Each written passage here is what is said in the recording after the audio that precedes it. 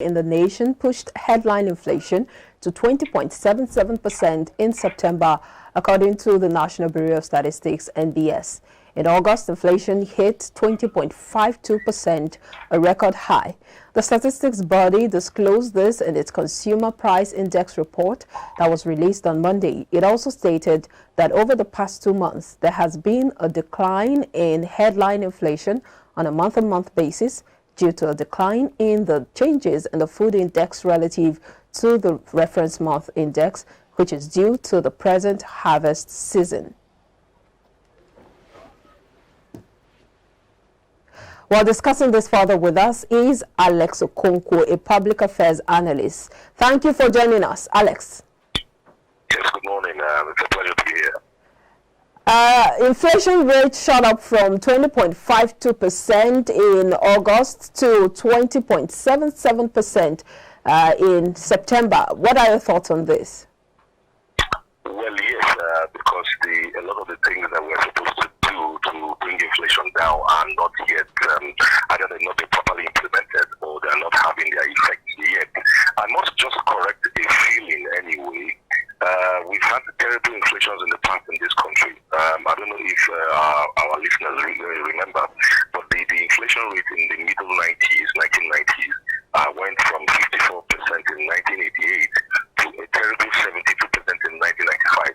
I repeat that, 72% in 1995. So inflation, yes, but it's not always something that we should take. It's only do or die affair at the moment. This is not to say it's a good news, but I'm saying we've seen worse scenarios in Nigeria. This inflation we have is a particular inflation. Generally, for those who know a bit of economics, inflation is due to too much demand, too much money in circulation, and over that demand over supply. What is happening in Nigeria is a little bit what I call a cost-push inflation. It is the lack of products actually that is making prices rise. I'll give you an example. If you're looking for a good mechanic, it's difficult to find. If you've got services, if you're looking for a good carpenter, it's difficult to find. The good one will be expensive and rare. The same thing for products. There should be bread should be manufactured with other kinds of products instead of only wheat or flour, which we know comes essentially from Ukraine that is suffering a war. So we should be a bit more creative. You see, so it's a product that lack in Nigeria. Same thing with the telecom. We have about 4 or 5 main telecom providers in Nigeria. For a population of 200 million, we should have 10. And that will bring down the prices of data and so forth. So it is the lack of products that is fueling our inflation. It's the lack of products that is fueling our inflation, not too much money. In fact, the CBN a few months ago tried to print money to see that we bring it down, but it has the negative effects because as long as you don't produce enough, you would always have inflation. Well, some people have even said that this is some paperwork, that the 20.7% isn't even reflective of what we're currently experiencing in the country. For instance, the flood situation in different states in the country has pushed up prices of goods and services. And so economists and analysts are saying that this 20.7% is even a bit conservative when you look at the reality on ground. Well, yes, it is, but at the same time, they are not totally right because the effect of the flood cannot immediately be felt. The tomato you're buying has already been harvested. Okay, the bag of rice you just bought has already been harvested. We are going to have the effect towards December. We're going to have the effect of this flood towards December because that means the tangerine that was supposed to be harvested has been washed away. So you're not getting that one. That one is going to be expensive. And this is where the government will have to intervene, either by opening some more imports because food will have to remain cheap, or do a kind of fixation on prices, freeze a bit of prices by giving incentives. Something will have to be done so that the effect of this flood, which we're having now, will not be disastrous in the next months to come. It cannot just be next week. You're not getting the products from Kogi next week. It's not coming next week. It's coming in a few weeks' time. So, and nothing will be coming because the flood has washed away quite a lot of it. So, yes, they are right in anticipating that problem, but it's not. You're not feeling the effect tomorrow morning. You're going to feel it in 6 weeks' time. Yes. Okay, You just talked about the government stepping in to ensure that, food prices do not skyrocket by December, talking about the effect of the flooding that we're experiencing now. But beyond the incentives you've mentioned, if the flooding persists till towards December or by December, how do you think the government should still address the issue of inflation, especially when it comes to food prices? Well, yes, we were having, in fact, it's so important that we have this discussion today because just yesterday we had a bit of a think tank between ourselves and with some foreign intervention as well. Nigeria is a peculiar case. Like I started by saying that it's a lack of products. So what we have to do is intervene on the production side of it.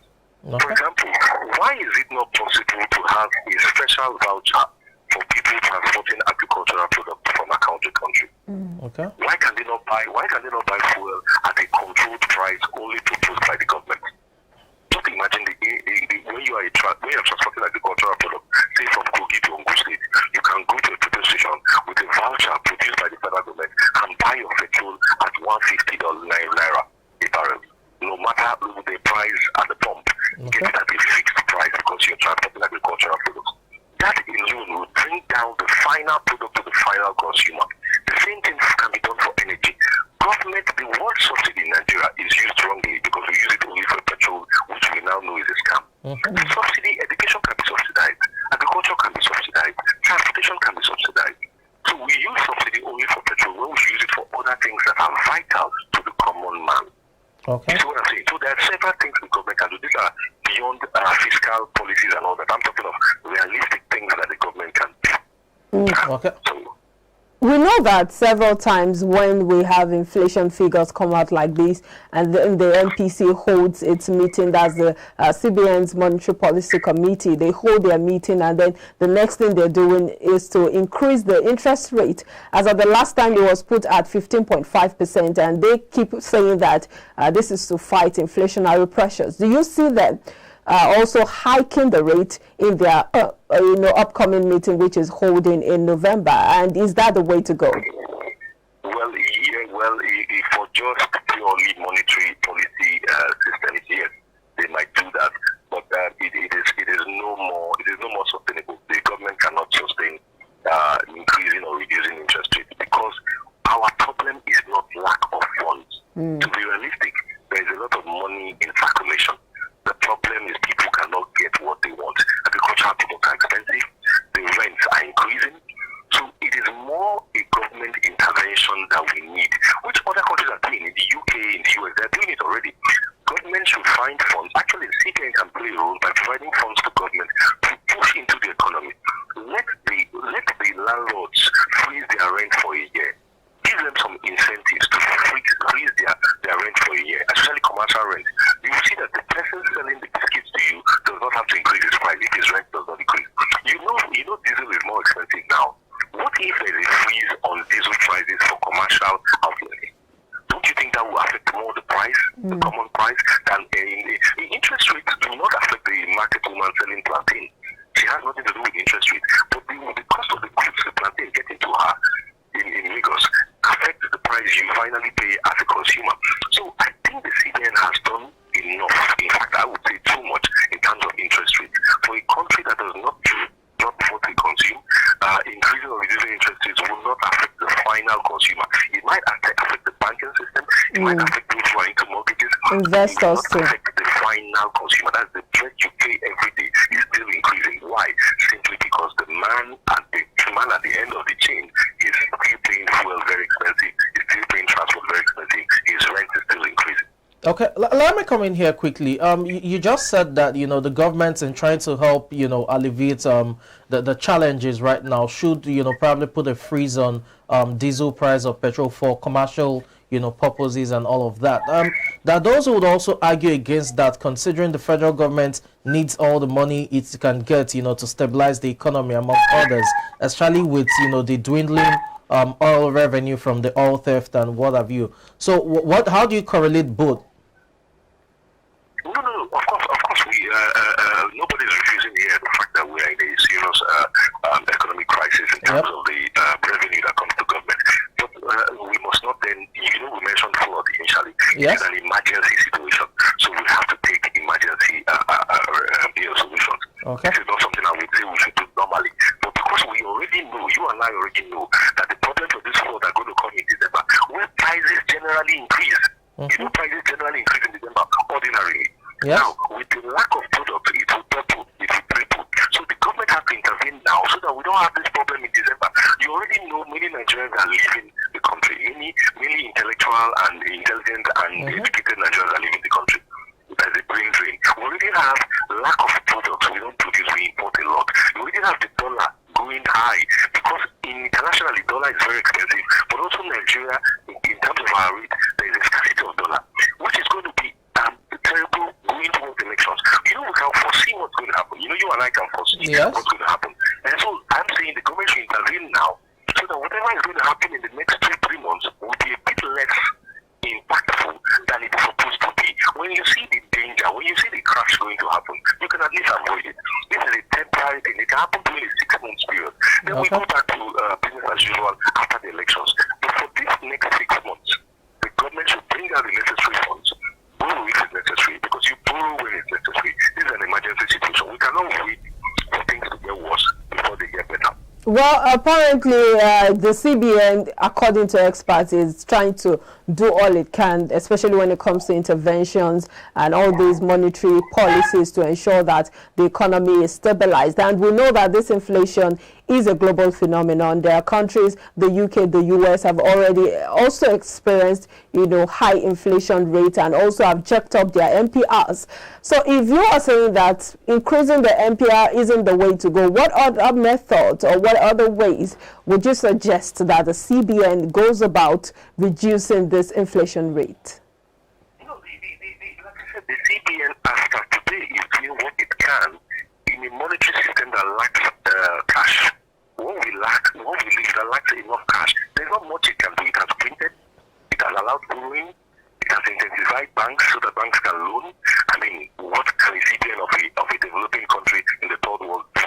This is not the federal reserve of the US that can print $1 trillion, $1 trillion in 1 week.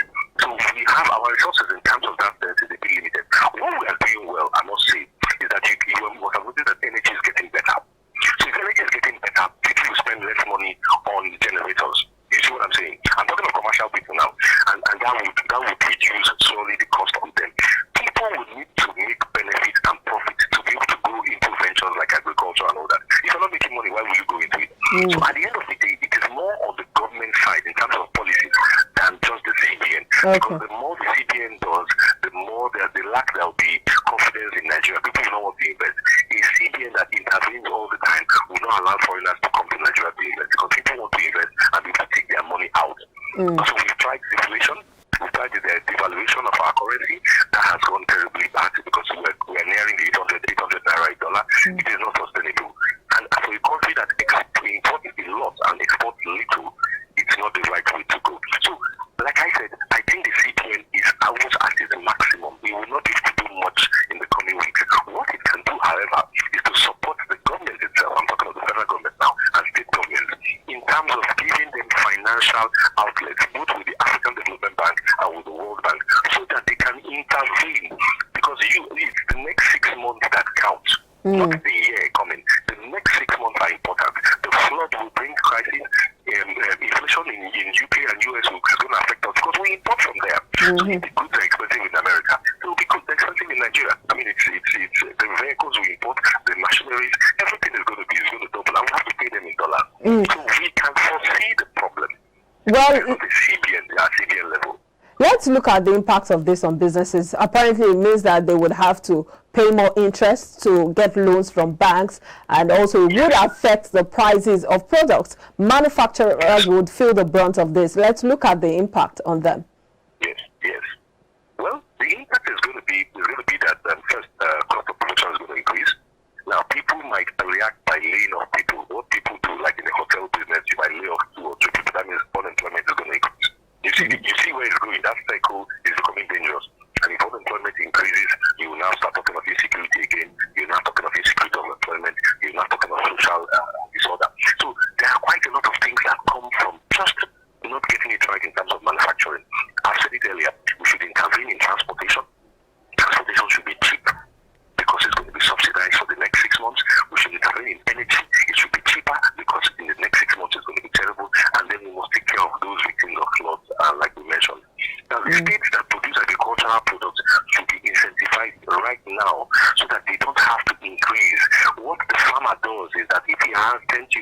program and he makes 100,000 from it, and he only has 5 left, he will try to make that same 100,000 from the same 5. Are you getting what I'm saying? Yes. He's going to double his price. We must intervene now. Otherwise, at the end of the chain, us in Lagos, in Abuja, in Port Harcourt, we are going to pay triple what we are paying now in December, and that is catastrophic for a country like Nigeria, where the average salary is still about 30,000 or 40,000, I don't know, a month. It is not sustainable. The landlord is going to increase his rent by January. There are going to be school fees to pay. So the government should be wise to intervene right now. Right now. So, like you said, the effects are going to be multiple. And don't forget, we're trying to make people come and invest in Nigeria, put some diaspora and foreign. Why would you invest? Just imagine if you're a foreigner and you have $100,000 to invest in a small scale industry in Nigeria. Why would you come to Nigeria? Knowing very well that elections are coming next year. We have a flood and we have a dollar that's completely running out of control. You will not be able to invest because your money will not come back. You rather buy an apartment. And that's what a lot of people are doing. People are buying apartments, houses, and all that, which are, yes, interesting, but not immediately impactful in the economy. They don't bring anything to the economy. We're not investing in the industry. We're not producing. We're just buying houses. It's like a refuge. We call it an economic refuge. So you have a bit of money. You don't want to take a risk. You buy a property. It's just like buying an artwork. It's the same thing. No economic impact in the society, but it just stays in your portfolio. You see what I'm saying? So we in the government will have to do a lot. This is a very stressful time for the current administration. They have to show the skills they have in economy. And it's not just financial, it's the economy, as in macroeconomy. Well, you just mentioned the crucial situation, the fact that we are in the electioneering year and all attention are focused on the elections. Do you think that the federal government would take their time or do what it takes to fight this rising inflation menace? Well, the answer to that question is that we don't really have the choice. Because whatever they do now will affect also the results of the elections. Don't forget, even though Buhari is not representing himself, all his aides and associates and party members are representing themselves one way or the other. So even though the 7 years have been a bit up and down, the last 6 months were going to be critical because it can change the game for all his party members who want to present themselves. So they will have to take the bull by the horn. There is no other way out of it. And Nigeria is supposed to reap the benefits of some of these crises from next year. Let's hope the Dangote refinery comes on board.